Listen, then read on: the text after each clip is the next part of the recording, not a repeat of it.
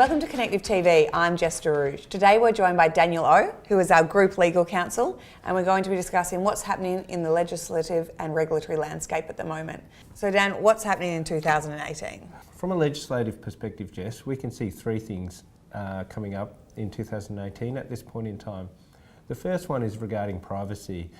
Our brokers would have received an email from me on the 20th of February regarding the new mandatory notification rules regarding data breaches and amendments to the Privacy Act. So in short, if a data breach occurs, so let's say your computer gets hacked or your emails get hacked or you accidentally send personal loan files of one of your customers to the wrong person, or you leave your briefcase which has got all there's personal bank account details of one of your customers in a cafe and it gets taken, well, that's a data breach. So what do you have to do?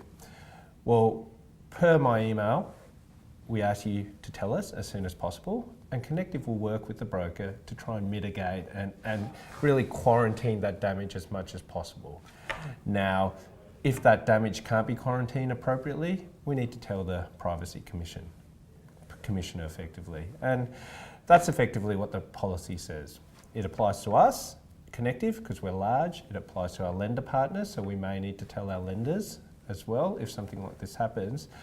It might not necessarily apply to all our brokers. There's certain limits and tests as to whether the Privacy Act applies to them. But since you're a Connective broker, we ask that you tell us as a minimum.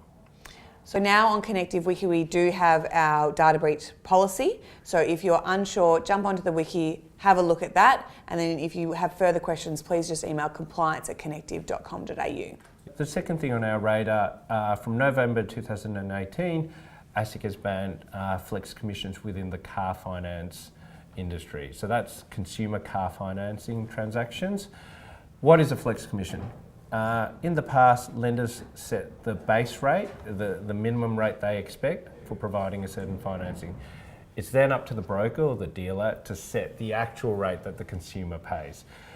Through studies, ASIC have found that 15% of the consumers they surveyed were paying up to 7% over the rate that the lenders were setting. So they thought that it was up to a bit of abuse from their perspective.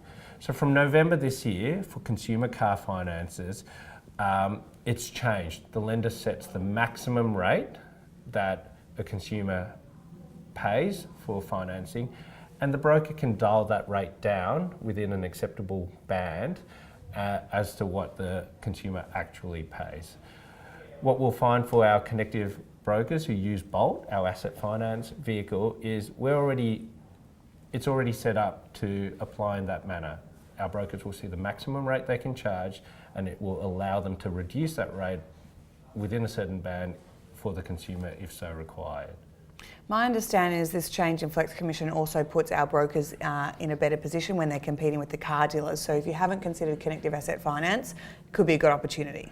Absolutely. So look, if you want more further information, either reach out to the compliance team at Connective or to one of the Connective Asset Finance team who are subject matter experts on this. Cool. What else is happening?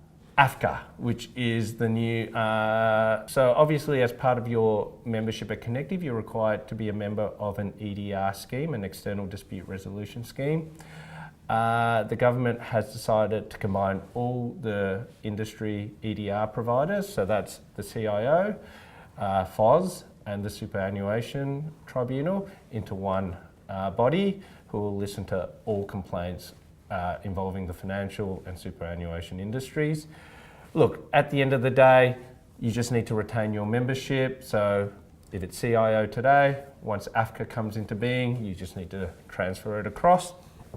And but hopefully nothing else will change from your perspective. When do we expect AFCA to be established? The government has set 1st of November 2018 as the absolute drop dead date for it to come into being. Very good. So look out for that. That's obviously coming this year. Now, from the regulators, I've been hearing some discussion about RG 209. What's happening? Yeah, so look, ASIC has stated their intention to revisit RG 209, which is the regulatory guide regarding responsible lending. So dear to everyone's heart, hopefully, on this webinar. Look, they're not going to rewrite the regulatory guide. They're just going to revisit the concepts and ensure that it's still relevant for today's landscape. One of the areas they have commented that they'll look on is regarding living expenses. There's been a massive focus on living expenses. Look, it's nothing new to our brokers. We expect you to verify. For credit reps, it's a requirement from us that you collect at least 3 bank statements. And our mantra is, look, if your consumer tells you they spend X on living expenses per month, well, you should look at the bank statements and confirm that that actually checks out. I think one statement ASIC have made is that if the living expenses you state on an application is below the relevant index, the default position is something is wrong with that application unless there's some pretty good reasons why. So take your notes, take your reasons, make sure you prod, make sure you verify. So when do we expect to see the results of this review? Yeah, look, we're hoping to see that by mid-year 2018. And do you foresee any big implications for our brokers? I don't think so, Jess. At the end of the day, we recommend best practices to our brokers, so I don't foresee any new surprises coming from this rewrite. Very good. And as I understand it, ASIC are also undergoing a few other reviews that are happening over the course of 2018. What's happening? Yes, absolutely. So look, I know there's been a massive focus, especially at the end of 2017, regarding interest-only loans. From our perspective, ASIC has come to us seeking loan files from some of our brokers regarding their last 10 interest-only loans that they've written. So we've assisted our brokers in compiling those responses back to ASIC. ASIC have now looked at that and they're looking to publish a report again in the first half of 2018 regarding their findings. I think the Advisor published an article a couple of days ago, Jess, basically stating that ASIC has seen improvement in interest-only loans and their studies. Hopefully the report they publish will show that. I think in the past they found very little regarding notes, and I think one of the comments was there has been improvement in that regard. So, well, that's fantastic. Indeed. The other thing that ASIC are focusing on, and Connective has been invited to join a pilot group, is regarding loan fraud applications. So we're not entirely sure what ASIC will be testing and what data they'll be collecting, but I think there was an example in November last year, Myra Loans, where a broker was suspended and he was involved in providing fraudulent loan documentation, supporting $170 million worth of loans. So that's the area that ASIC's trying to drill down over the first half of 2018. Very good. Anything else that's happening in the compliance, legislative, regulatory landscape? What about the Royal Commission, the Productivity Commission? It's a bit of a buzzword at the moment. Exactly. What does it mean for our brokers? Well, look, the Royal Commission has been set up. It's obviously splashed across the news.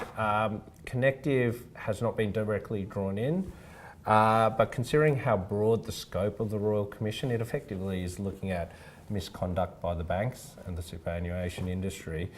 I suspect, considering the prominence of home loans as part of the bank's business, that there may be some fallout from the findings from that.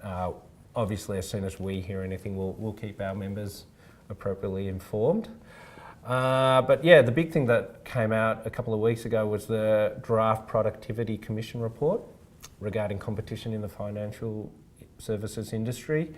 So look, the background behind that was it was part of the Murray report in 2014 that the Productivity Commission do an examination into competition within the industry. There is a whole chapter devoted to the home loan market in that report. To be upfront, we're slightly disappointed by some of the findings in that report regarding the broking industry. Look, you've had ASIC, who've done a very detailed study and report of the industry last year, whereas we felt maybe some of the conclusions that have been put in the draft report may not be as well researched or investigated as the work ASIC did last year. We will be preparing a submission. Submissions are due on the 20th of March, and we will circulate a draft of that for our members before we put that in. Also, a lot of the good work, the Combined Industry Forum, which I know we're doing a separate webinar on, in my mind addresses a lot of the views and opinions from the Productivity Commission. So that will figure quite heavily in our response. Very good. Any closing comments in relation to the compliance space for our brokers? Look, at the end of the day, it does at times feel like the industry is just getting hit from multiple directions at this point in time. Regulation's only going to get more, not less. And look, my team and myself, I think our big focus is continuing to ensure that our brokers remain compliant with these laws and these ever-changing rules, but also trying to see how our processes can make it easier or more efficient for our brokers to remain compliant. So look, any suggestions or any thoughts, by all means, just reach out to me. I'm happy to chat to anyone on these matters. Fantastic. Daniel's details are on the screen now, and if you have any questions in relation to RG 209, the Flex Commissions, you name it, get in touch with Daniel or email compliance@connective.com.au. Make sure you look out for our future webinars where we're going to keep you up to date with everything that's happening in the regulatory landscape. That was Connective TV. Thanks for your time, Dan. Thanks, Jess. I'm Jess Gouge. Goodbye.